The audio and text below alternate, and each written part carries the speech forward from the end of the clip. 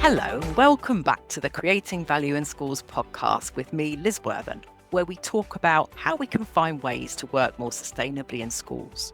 And today I'm looking forward to a playful episode because my guest is Positive Playtime champion, Thérèse Hoyle. It's wonderful to have you with us. Thank you. Now, Thérèse, you have a background as a Senko and pastoral leader in schools, leadership coach, and I know you've done a lot of work around well-being. But recently, your focus has very much been on play and playtimes in schools and other education settings. In fact, you go into schools and help people play. So I'm wondering, what's going on with playtimes that people need your help? That's a really good question, actually, Liz, and thank you for having me on your podcast. It's really wonderful to be here. So there is a bit of a crisis at the moment with regards to play. I'm regularly having head teachers, senior leaders calling me and saying they have never known it as bad in the playground. I've had 2 heads call me the last couple of weeks saying, in 20 years, I've never known it this bad. So there's a whole lot of factors why that might be, and many of your listeners will know about that as well. So factors such as children not playing like we used to play. So the evidence at the moment shows that children are playing 50% less than a generation ago. That's Raising the Nation Play Commission report in 2025. That is really significant. We know that 1 in 5 children have a mental health problem. That's the Mental Health Foundation 2025 as well. We need to really be looking at why this is happening. Why are children not playing? Why are we having mental health issues? And I always say that play is the antidote to screens as well. So most of our children pre-pandemic, we were saying, I've worked in wellbeing for a long time, as you said, but pre-pandemic, when I was speaking at conferences, we were saying that there was going to be a tsunami of mental health problems. That was pre-pandemic. So now we are seeing that tsunami. And the impact is on schools mainly and families and on children, of course. So it's thinking about, well, what actually supports children most? What is it that's actually going to enable them to thrive academically, spiritually, physically, emotionally? And it is play. It is so important, but it is the thing that's being squeezed out. It's been squeezed out in schools for many years. When I started teaching, we had a morning play, an afternoon play, which is our lunch play, was generally speaking about an hour and a quarter. Then we had an afternoon play as well. So what's happening more and more in schools is play is being squeezed out. I'm hearing of schools where children have half an hour of play at lunchtimes. That really isn't enough. And the reason why schools are squeezing it out for some of them is because of the curriculum. Then if we look at the curriculum, actually, children learn better if they play well. That's the other side of things. But the other side of it, schools might tell me, and some schools say this, is actually they're struggling with behaviour. So one of the reasons they'll squeeze play out is to manage behaviour better, which has a knock-on consequence to other aspects of behaviour and children's social emotional wellbeing getting impacted. Some children, the only play they ever get in the day is at school. So they are rushed to school in the morning, no play. They're at school all day. Then they go to clubs all after school. So the only time to play is at school. So it's thinking about the other thing that happens in schools as well is playtime is used as a sanction. So if you don't behave, then you're going to lose playtime. And that's something Play Engine and I have been talking about recently is like, why are we using playtime as a sanction? Do we remove literacy or numeracy as a sanction? No, we don't. But why are we using playtime as a sanction? There are plenty of other sanctions that we can impose than removing playtime is not a good one. And the children that most need play are the ones that are having it removed. So that also is a problem. Going back to your question as well, there are lots of reasons why we need to have play in place in terms of children's mental, emotional, physical, spiritual well-being too. Yeah. And I think one of the things we hear a lot of talk recently about children's behavior, and yes, things getting worse. But I think one of the things I've heard you say previously is it's not children are getting worse, it's their environment's different. And with the more screens, I've got a little quote here from, I've actually put it into my new book from Jonathan Haidt. He says, a play-based childhood strengthens relationships whilst a phone-based childhood weakens them. And our children have more and more access to screens. That's why we're seeing the 50% less children playing 50% less than a generation ago. And so it's thinking about actually, what can be done in schools to actually make sure children are playing more and have more access to play. Lots of playgrounds I go into are just concrete jungles. There's not much for children to do. Staff say, oh, we don't, equipment's broken, it's not lasting. And that is a common problem. Most schools I speak with, I've been running 2 trainings this week, and staff say to me, well, we buy all this lovely equipment, but it gets lost, stolen, or broken. We have solutions for that on our training with something called Craze of the Week. But it is also, children not knowing how to play and us needing to teach them games, like playground games that have got lost over the generations, and teaching them about how the skills for maybe skipping, which some children don't know how to skip. So teaching them those skills. So things that we take for granted that children know, some children don't know those things today. And in my experience, most playgrounds are dominated by football. Some schools are takeaways, but the majority of playgrounds, if I go in, there will be a ball culture, because that's the only bit of equipment that they know maybe how to use or that they've got access to. And then what we tend to see is an imbalance in terms of who's playing. So we tend to have, if we look at playgrounds, and I would just encourage anybody who's listening today to look at their play space and look at gender equality. Is there equal access to resources for both boys and girls? Is there, in terms of special needs children, is there equal access to resources for all? And are we meeting the needs of every single child in our playground? So there's some research from a woman called Honorata Giuseppe, and she shows that play spaces, generally speaking, are the internal play spaces dominated by boys, and girls play on the outside edges. And that's what I've been saying for many, many years, is actually we need to be looking at our gender spacing, and we need to be looking at equal access of resources for all children. That's really vitally important. Interesting. Equity is something that comes up in so many of our conversations on this podcast, and it's great to draw our attention to that. So let's give us a flavour before we go on to delving more into some of the common challenges. What do you see as the impact, or what do schools see as the positive impact when playtimes are going well? That is such a lovely question. So yes, with friendships are better. Children play together. They're kinder with each other. Going back to values, with all our schools, we talk about our values culture and making sure if you've got values inside their school, they're reflected outside in the playground. If you've got rules up inside, some schools have their golden rules inside, making sure those golden rules are outside as well. Many children think there's a whole set of moral values, a different set of moral values inside to outside. It's really, really interesting. The lunchtime supervisor of mine recently, I was talking about this, and she was like, oh my goodness, I had this child last week say to me, but there are no rules outside, miss.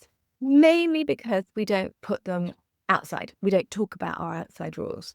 We always are talking about our values for inside, but we're never talking about them for outside. So it's changing that languaging and actually having sign writers put their values or rules outside too. Other things are we talk about having a golden thread of childhood, fairness and values, so respect, kindness, equality and responsibility.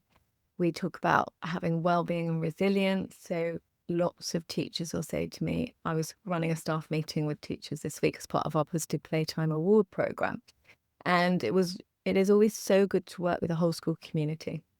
And one teacher said to me, yeah, our children are just so much less resilient. And that's something I'm hearing too. But we want, in terms of building resilience, belonging, mental health, also through play, children learn to regulate. So their emotions as well. And, a whole area of regulation is important. The other areas are child-led and being creative. So children having a sense of agency when they play, using their imagination, choice, all of that's really important. And then through play, children build skills. So their physical, social, emotional, and cognitive skills. So, and another aspect of a golden thread is the holistic learning. They plan, they do, they review. A little bit like den building. I was watching some children den building in one of my award schools on Friday. And it was just so gorgeous watching them, den build. And then others were this was such a simple thing, but I love mud.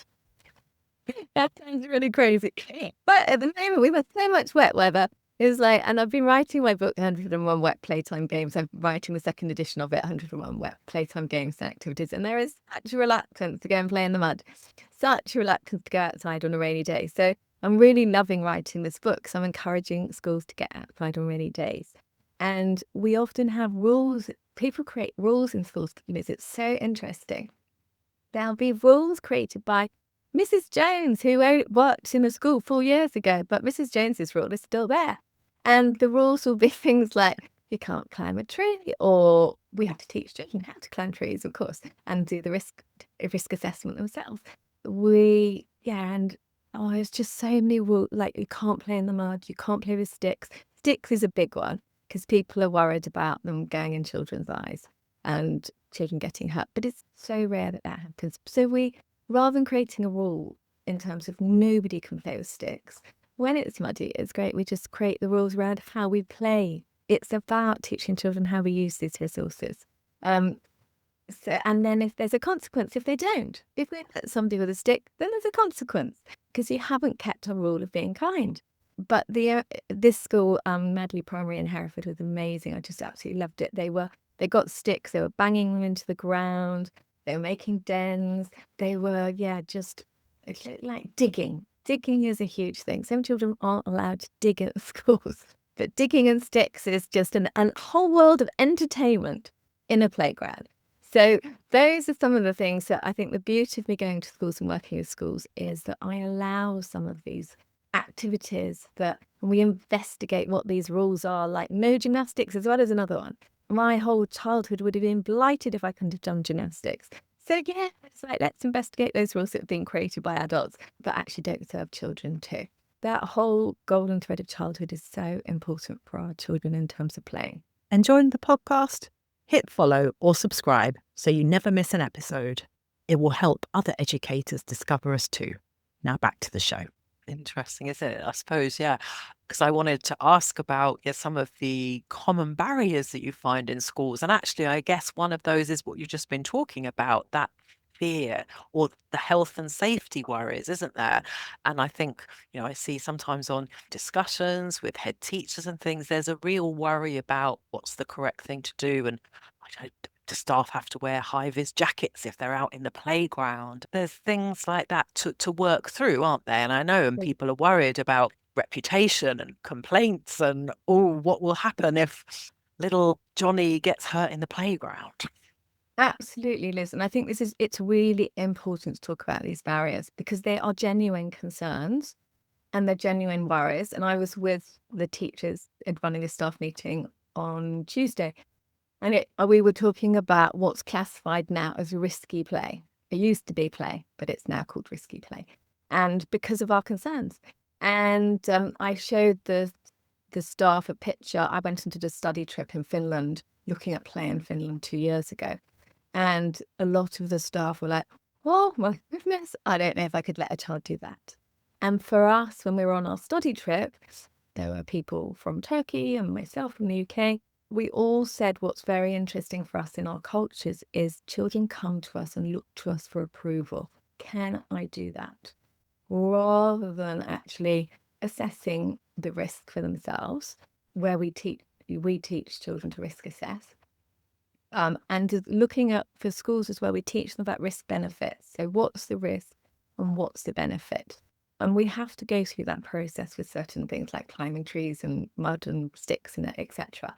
But and these teachers are saying, just for them, it was really scary. And actually, when we spoke about it and we thought about actually, if we're going to create more risky play conditions, like children in this particular school, we were talking about climbing trees and swinging, putting a tire on the tree and swinging from the tire on the tree, then actually, what do we need to do to actually calm people's worries and fears? What do we need to do for teachers to feel okay about this? So that then they can talk to parents about the benefits of this. How likely is a child actually going to fall and hurt themselves? What is the likelihood of that? What's the evidence? And then looking at our looking at our kind of barriers to risk as well, in terms of like, what are our worries? Often our worries around parents, in terms of what are they going to say? Are they going, are they going to get upset if a child does fall over and hurt themselves? So I always say, and in my new book, I've got some tick lists and actions in terms of staff meetings to create for schools. So part of it is educating our parents as well, and just getting them in and talking to them about the benefits about this. What are their worries and fears if their child is to go outside? What was interesting about these teachers when we were talking about this, what they said was, if it was their child, they wouldn't be so worried. They'd be really happy if it was their child. But because they're the teacher, they're concerned for other people's children. So I think the most important thing is to get parents in, discussing it, going through the positive playtime policy and looking at that area of risky play. We want our children, part of life is to take risks. Our entrepreneurs of this world, and when we go into the workplace, we're going to need to take a few risks. We have to measure those risks, of course. So actually to teach children to be measuring risk is a really important life skill. Makes me think, I guess for adults too, isn't it? It's probably for everyone. We all need to get outside and play and do things and stretch ourselves. So what else do you find goes on in schools? I imagine staffing sometimes is perhaps a challenge. People say, oh, our supervisors need to be here. We can't have the staff outside. Yeah, it is really interesting. One of my schools, Madley Primary in Hereford, they're an award school of ours. I go into their playground, I actually met many members of staff, but the children are having the best time and they're playing really safely. When I ran a lot of lunchtime supervisor training as well, and it's a common cry from them is there's not enough staff. But generally speaking, it doesn't have to be a problem. It's looking at, as you say, where staff are deployed. So actually, I was in a school a couple of months ago where I look at, when I'm running training programs in school, I look at resourcing in terms of staff resourcing. How are staff being deployed? Where are they? Are they being utilised most effectively? We are struggling financially in schools. So this is really, really important. And we need to be getting the most out of our staff. So in my experience recently, what I've observed is I had 2 members of staff checking children into the dining hall. The dining hall's warm. It's cold outside. As a member of staff, I might want to be in the dining hall more than I might want to be outside.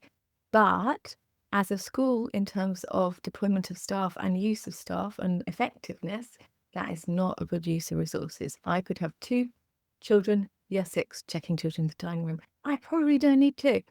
Maybe 1. Maybe I don't need any. I have to work that one out. But that was a complete waste of staffing.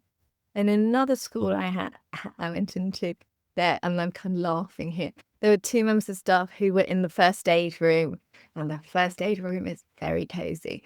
And I was talking to them about it. They were like, but we like it in the first aid room. It's like, but it's not actually what you like. It's what's good for the school.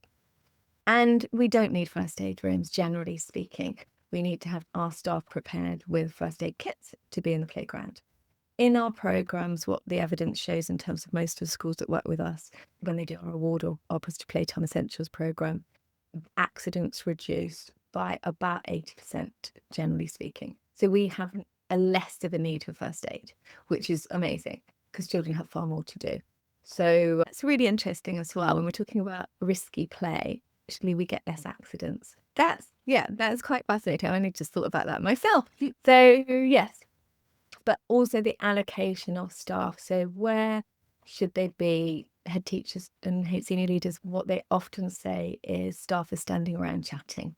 So they're not actually engaging with the children. So that what's really common, I find it actually quite sad. When I'm running training programs, I say to lunchtime supervisors, when was the last time you had training? And what I find is the majority have never had training. So actually, we're putting these members of staff out into the playground without ever having training. So they feel a bit de-skilled. A lot of them don't know how to manage behaviour. They've had no training. And that's why we find at the moment a lot of senior leaders are actually working at lunchtime. They're managing the behaviour at lunchtime. And that's not okay. Senior leaders need to be doing leadership roles. So, and yeah, just recently as well, staff effectiveness. I was in a school dining hall, one of our award schools, doing the observations on day one. And the senior leaders were sweeping up in the dining hall. Interesting. Is this servant leadership in action? Yes, yeah, because they were like, well, the staff don't do this properly, so we have to do it. It's like, we need to train our staff then, and it's something we need to be talking about. But yeah, then senior leaders are there to be in a leadership role and being strategic, and actually they're losing such important time in terms of leadership time doing jobs like that when we need to be working with our staff to be doing those jobs. Yeah. So deployment as well is thinking about we own the playground, so we have different activity areas. So what we tend to do as well is have staff on different areas of the playground. It's really important we have staff who are part of maybe our game of the week or our craze of the week. With game of the week, what we suggest as well, we always want a game to be being played in the playground, a circle game, or it could be What's the Tiniest Wolf, or Duck Duck Goose, or any of the traditional playground games, or games I don't know if you know my book, 101 Playground Games, but there's plenty of games to choose from. And maybe we can leave our free resource. We've got 10 free playground games in the notes after this session today. But we want our staff to be playing games because games mean that children get included. So if we've got children wandering around a bit lonely, at least they know they can go to a game and be included. It's really so important, that sense of inclusiveness. So then organising that game of the week. I was teaching games this week to children in the school, and we had the parachute out. And that is also another thing that we need to be teaching children games. But what was so lovely was I then went out at playtime, and I think one of the members of staff had started the parachute games, and then she'd gone off to do, maybe it might be a first aid incident or whatever, but she wasn't there when I went outside. And all the children were still playing with a parachute. They were still really, really involved and engaged, and just having the best time, to be honest, with I get a parachute down. Still get a bit nervous. The children are going to go wild. And that staff are also nervous of things like parachutes. So in terms of deployment and use of those resources, that's why we need to train them up and to get confident as well. They might not be playing games because they don't feel confident. It's like with the children too, isn't it? If no one's ever shown you how to play the game, or there is this game, you won't know. And it's the same with all of us, isn't it? If as a staff member you haven't been empowered to, oh, did you know you could go and get involved? You could do this. We've got this equipment. This is for you to do. Then maybe you will be standing chatting because you haven't been shown another way. Okay. Let's talk a bit about equipment, because as I think you alluded to earlier on, sometimes that can be one of those barriers, can't it? We haven't got any equipment, the equipment's broken. Yeah, we haven't got the resources. What can schools do around that? Yeah, and it's really, really common. So what I say when I'm speaking to staff about resourcing, they will, as I said a bit earlier, they will usually say it's got lost, stolen, or broken.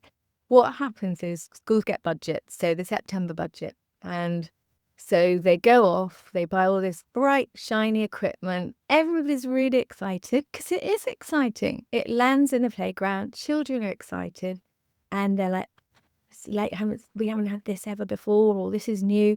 So there's a lot of enthusiasm to start with. And the problem is we take everything out. So after a period of time, children get bored too, because those plastic stilts, maybe those skipping ropes, and what else might they have? French skipping ropes, and the bats and balls have been out all for that half term. So there's no sense of purpose. Children don't know how, they're not being taught how to use it. Generally speaking, we don't have any rules around using that equipment too.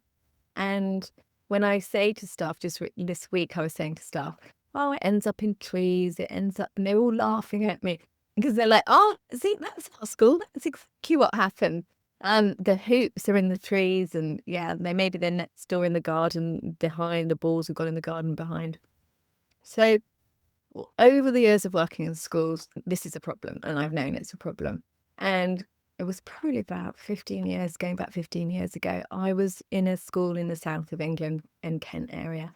And this it was a really amazing school. They got a beautiful playground. I was wandering around, this child was showing me around, and I was thinking, this is amazing, this playground, they've got everything. So I was about to say to this child, don't you have an amazing playground? But I stopped myself. And instead I said, well, what do you think of your playground? And he looked at me in all seriousness and said, Mrs. Hoyle, it's really boring. And I was like, oh, what, really? Is it boring? What, but, why is it boring? What makes your playground boring? And he was like, it's the same thing every day. Every day we have the same equipment, the same things. And I was like, oh, that's so interesting. So I've devised something called Craze of the Week. And basically, every week over a 6-weekly cycle, children have a fresh piece of equipment.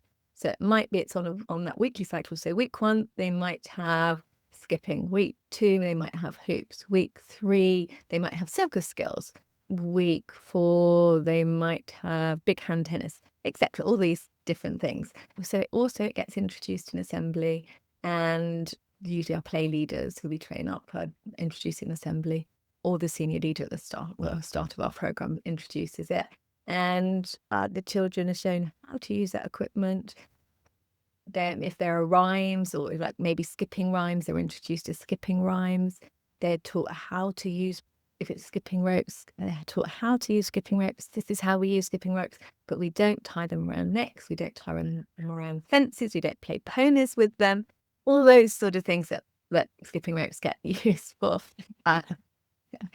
Then through that week, staff can be reinforcing the rules for using the skipping ropes and showing children how to play those skipping rhymes and how to skip, that little jump in the middle of a skip and the skills for skipping too. And the long ropes are amazing as well for skipping when you've got a skipping craze. So children are learning skills, they're learning how to look after the equipment as well as part of that craze of the week too. And it's fun and exciting for that week. Then it gets put away, and the following week, a new craze comes out. One of my schools that I was in Darlington recently, they had hoppers, the space hoppers.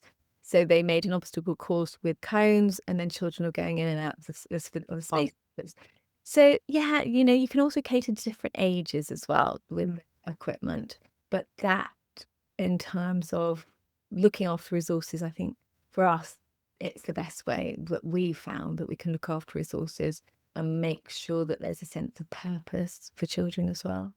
And also that makes life easier for the staff in terms of they're not bringing everything out or taking everything away, doesn't it? So and also there you're demonstrating that inside to outside, aren't you? Because you're talking about it in assembly.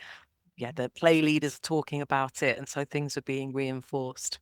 It sounds fun. This is bringing back all kinds of memories of skipping and playgrounds and these things.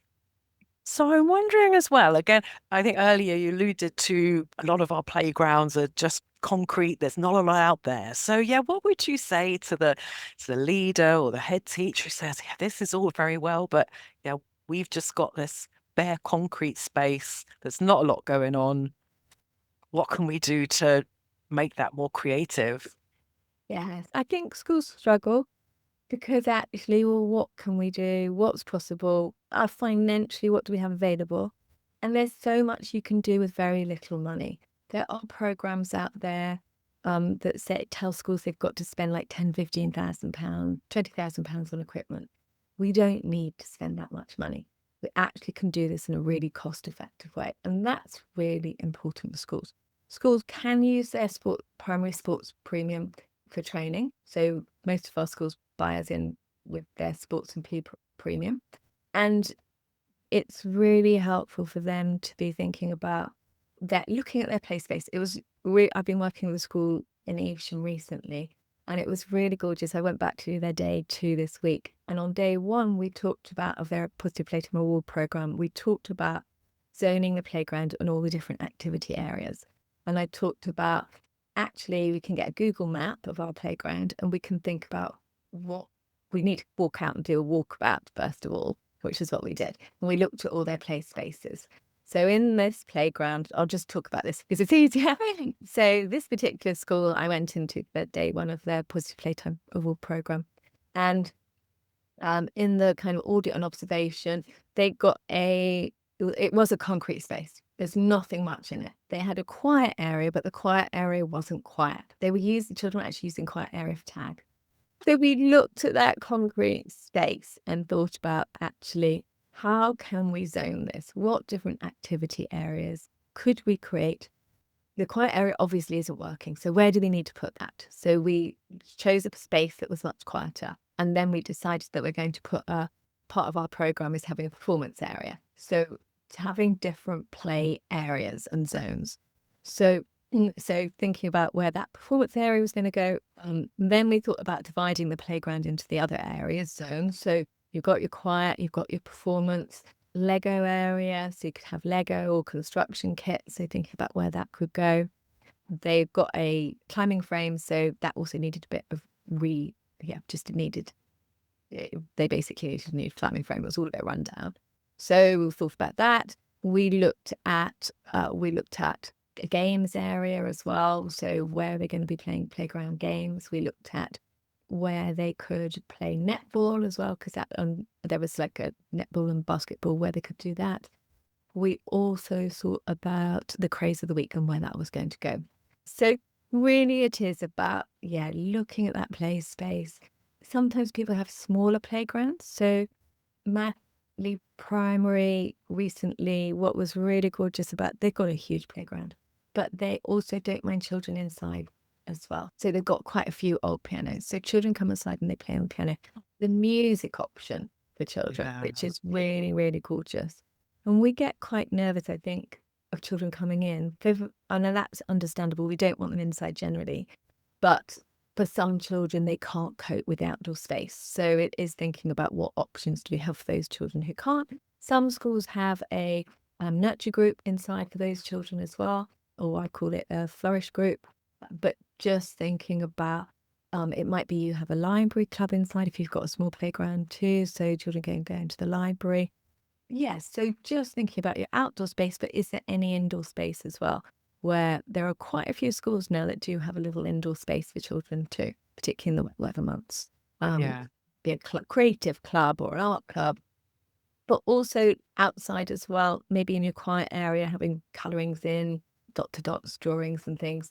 One of our schools they've got a picnic bench, and then they have drilled in a whiteboard into the picnic bench, so children can actually draw on that picnic bench, and then they wipe it off, which is a great thing to do too. And another one of my schools has got Lego boards drilled onto the benches as well. So you've got kind of fixed Lego boards. So lots for children to do, and it is just gorgeous when you go into these play spaces and you just see children smiling. There's actually a sound of a happy playground as well. It's just this different sound. So I'd encourage anybody listening today to go into their playground and listen to that happy sound. If it is, or it's a bit more shrill if it's not so happy. Yes. Oh, wow. Thank you, Thérèse. You've given us so many ideas. I was saying it's wonderful to talk about play, and it makes you feel happier just talking about it. It's great. It does. It really does. I always, when I'm running training, I get stuff to think about happy play memory, because actually our faces light up. We get really joyful when we play. It is just, it's a core need, I think, to be able to play. It is so important. Thank you, Liz. Thank you. And let's just finish. Tell us about, so for anyone who wants to explore further, there are your lovely books. We'll put links and details of those in the show notes. Is there anything else that you've been listening to or reading lately that's been inspiring you? I'm not sure if any of your listeners know the Jonathan Haidt book, The Anxious Generation. So it's a bit scary reading, but just with the birth of iPhones and what's happened and the changes in our society and changes for children, and that we're protecting children. We protect children in terms of not crossing the road or not going out to play, but we're not protecting them in terms of online. And there's more danger online than there is. And that space for children to go in terms of how far they actually go like children used, like with our grandfather, they would have been able to go out into fields and let go like 2.5 miles away, whereas now our children, we worry about them just going down the road to the shop. So I think, the Jonathan Haidt book is just so interesting. It's called How the Great Rewiring of Childhood is Causing an Epidemic of Mental Illness. So well worth a read for anybody. Thank you. Yes, I've heard about that book and it sounds really interesting. You say it is one of those ironies, isn't it? That yes, children's physical worlds have become much more restricted, but yet they have smartphones that can take them anywhere. Well, anyway, thank you so much, Thérèse, yes, for sharing so much and giving us so much to inspire. Thank you. Thank you so much, Liz, as well, for bringing me onto your podcast too, and just being able to share this with others. I think is so important at this time in our children's education and life.